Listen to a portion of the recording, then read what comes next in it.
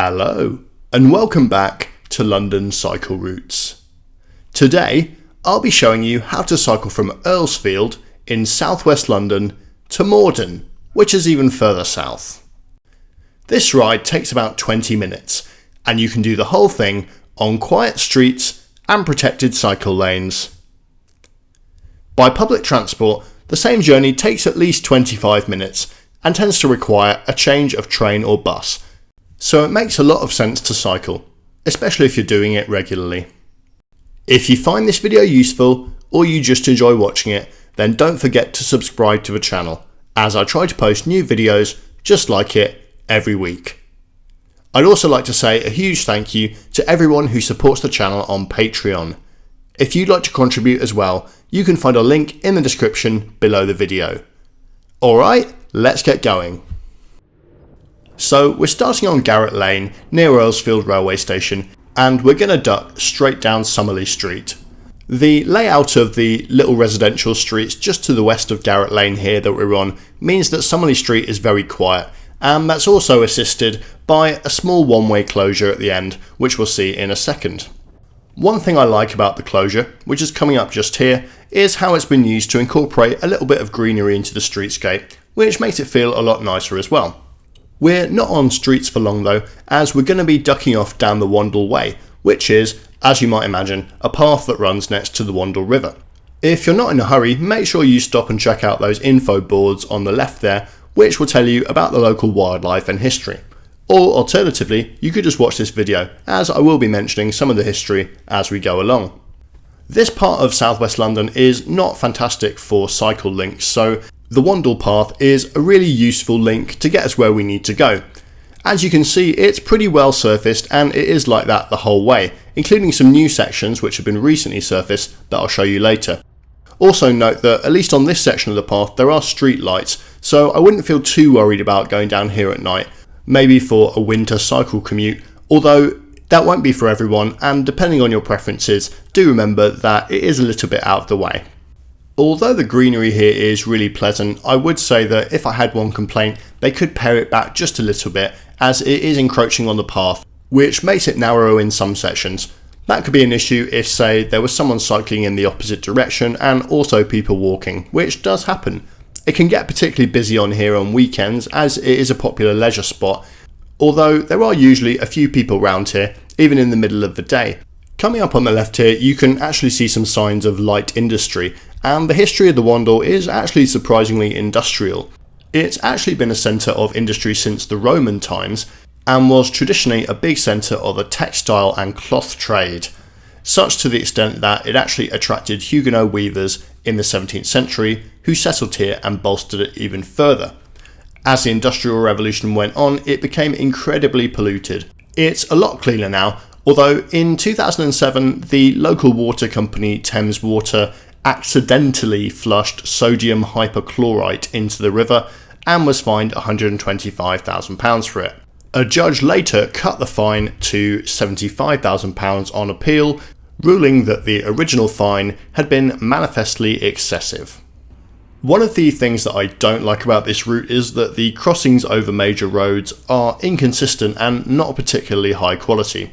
This one here is a toucan crossing shared with pedestrians, which you can operate by pressing the button. You are allowed to cycle over that crossing, and you may have noticed the cycle symbols on the lights and the blue shared space sign next to the pavement. This next section of path here is quite a bit wider, which I think is great for a route that is designed to be both a cycle route and a walking route.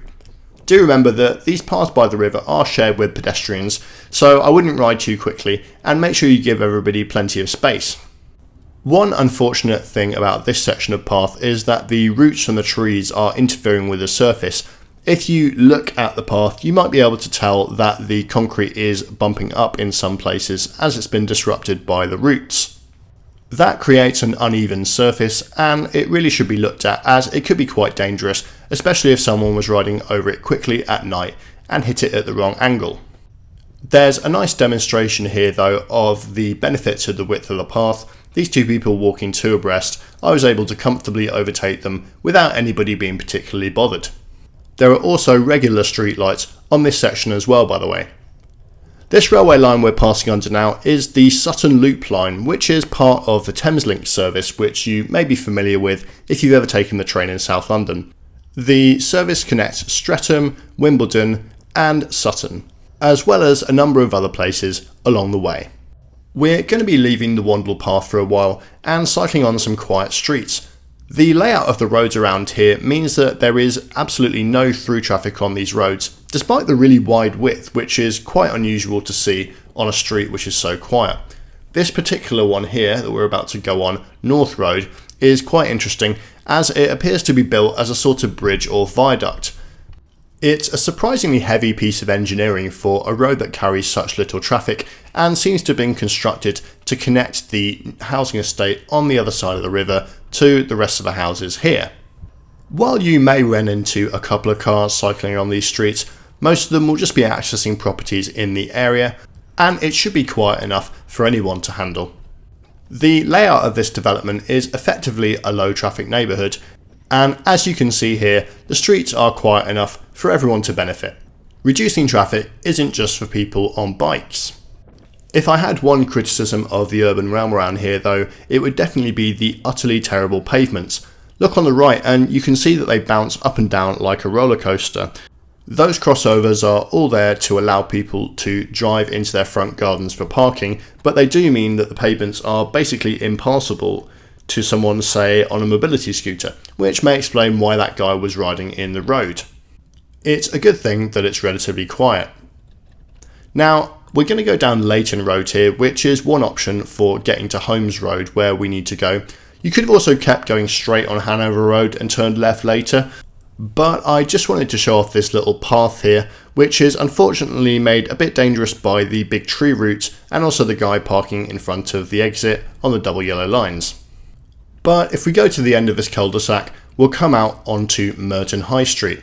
You can see the blue shared space sign there, which shows you're allowed to cycle on the pavement here.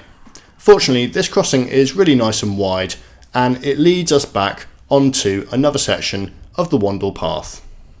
This section is a little bit more narrow than the previous sections, although I do like this little tunnel tree effect that's going on.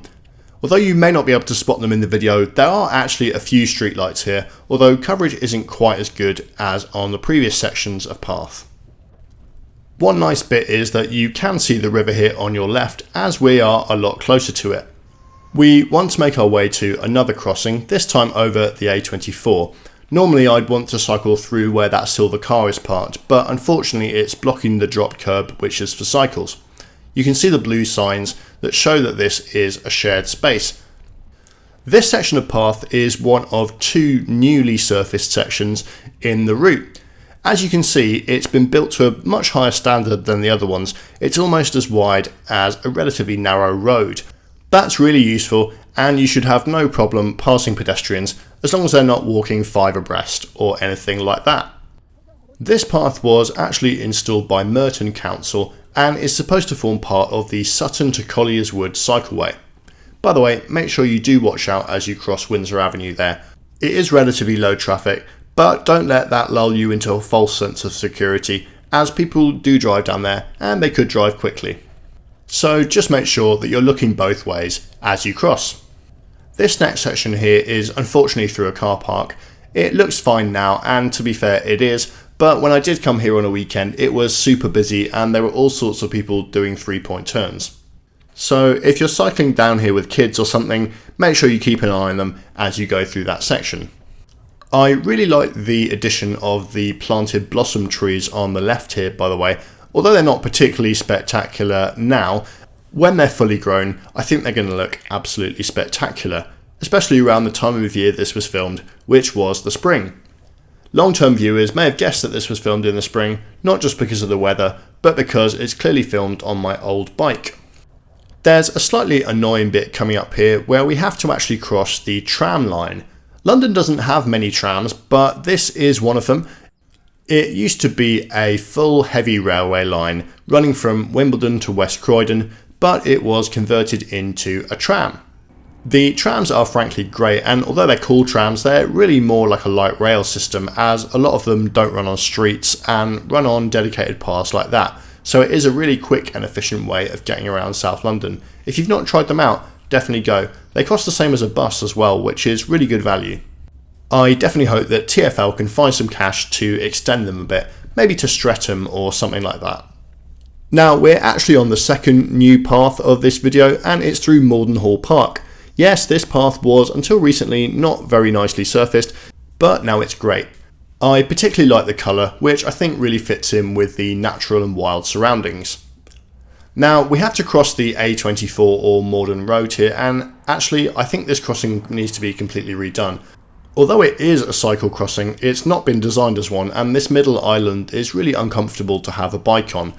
The gate leading into the park could also be a lot wider, as it's not currently possible for two people to comfortably cycle in and out of it at the same time, and as you saw, there are plenty of people doing that. We then find ourselves on an old antiquated cycle track, and we're here in the middle of Morden. So thanks very much for watching that, guys. I think you'll agree that that was a really pleasant route. If you enjoyed it, make sure you hit subscribe, and thanks again to everyone who supports the channel on Patreon. Anyone else who'd like to contribute as well can find a link in the description below. Do let me know what you think of that video, particularly the new paths, and also how you feel about cycling through paths which are kind of away from the road. I'm not sure, I think I'm okay with them, but I know other people have different views. You can also download a map of the route, which you can use on any app or device in the description below the video. There's a link there, and you can download the GPX file. See you again next time, and thanks so much for watching.